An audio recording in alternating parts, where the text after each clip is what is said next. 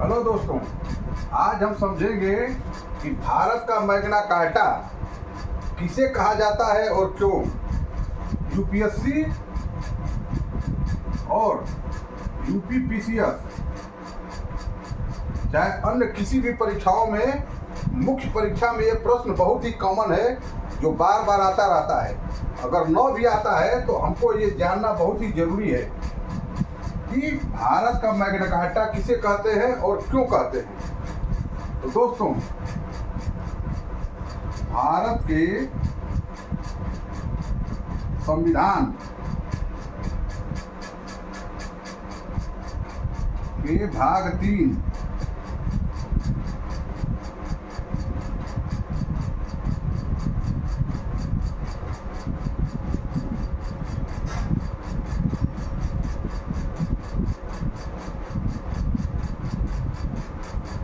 भारत के संविधान के भाग 3 को भारत का मैग्ना कार्टा कहते हैं।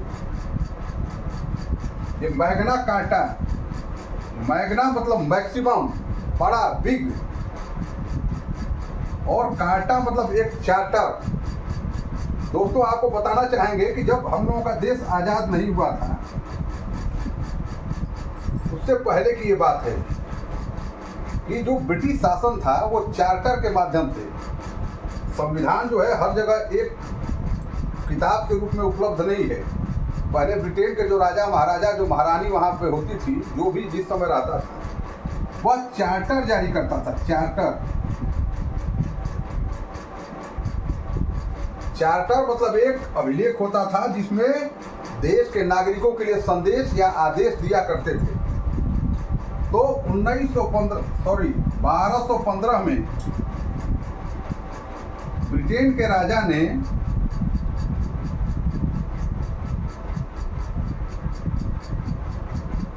अपने देश के नागरिकों के लिए एक चार्टर जारी किया। और चार्टर में क्या लिखा था? चार्टर में ये लिखा था कि वो अपने ब्रिटेन के नागरिकों को कुछ विशेषाधिकार देना चाहते थे। क्यों? क्योंकि ब्रिटेन उस समय शासक राज्य था और अलग अलग देशों में जाकर उसके ऊपर कब्जा करता था, व्यापार करता था और उसके देश के पर शासन स्थापित कर लेता था। तो उसमें वहाँ के नागरिक सैनिक के रूप में, अधिकारी के रूप में या कोई मजदूर या किसी भी रूप में वो बहुत ही उसकी मदद करते थे ब्रिटेन की। तो ब्रिटेन के राज्य के फैलाव में इसके देश के नागरिकों का बहुत ही महत्व था। जब 1215 आया तो 1215 में यहाँ के राजा ने एक चार्टर घोषित किया जिसमें उसने देश के नागरिकों का आभार प्राप्त किया कि जब तक देश के नागरिक हमारे साथ नहीं होंगे तो हम किसी भी चीज़ में आगे नहीं निकल सकते हैं। और आज हमारा पूरे विश्व पे जो साम्राज्य है वो मेरे देश के नागरिकों के वजह से ही हम इतने बड़े राष्ट्र या साम्राज्य बन पाए। तो उसने 1215 ईस्वी में एक चार्टर या एक आदेश जारी किया जिसमें देश के नागरिकों के लिए बहुत सारे मूल अधिकारों का वर्णन था। बहुत सारे मूल अधिकारों का वर्णन था जो वहाँ के नागरिकों के सर्वांगीण विकास, सामाजिक, राजनीतिक, आर्थिक विकास के लिए बहुत ही कारगर साबित हुए। इसी प्रकार से जब हम देखते हैं कि जब भारत आज़ाद हुआ और जब भारत का संविधान लिखा जा रहा था तो उस समय मूल अधिकारों का वर्णन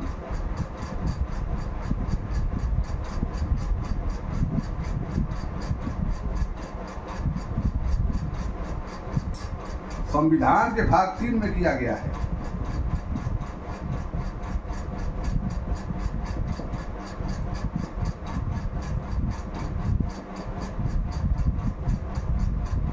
और इसीलिए भारत के संविधान के भाग 3 को भारत का मैग्ना कार्टा कहते हैं, जो भारत के नागरिकों को कुछ मूलभूत अधिकार प्रदान करता है जो उनके सर्वांगीण विकास के लिए, सामाजिक विकास, उनके राजनीतिक विकास उनके आर्थिक विकास के लिए बहुत ही मददगार साबित होते हैं। और ये मूल अधिकार कभी भी परिवर्तित नहीं किए जा सकते, बदले नहीं जा सकते हैं बिना संवैधानिक संशोधन किए हुए। संवैधानिक संशोधन किए हुए।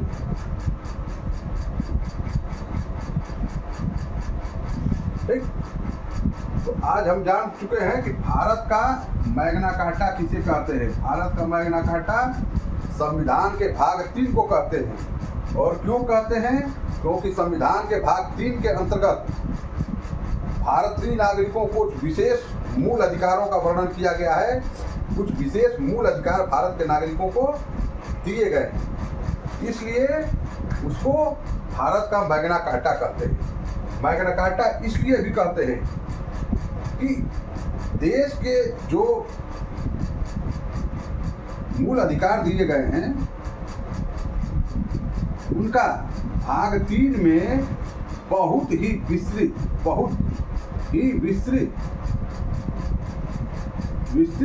वर्णन मिलता है। इसको बहुत ही विस्तृत रूप से लिखा गया है, जिससे कि प्रत्येक व्यक्ति को समझ में आए और प्रत्येक व्यक्ति अपने अधिकारों को जान सके और उस अधिकारों के अनुरूप अपना व्यवहार कर सके। मुझे आशा ही नहीं, पूरा विश्वास है कि आज आप जान चुके होंगे कि भारत का मैग्ना कार्टा किसे कहते हैं और क्यों।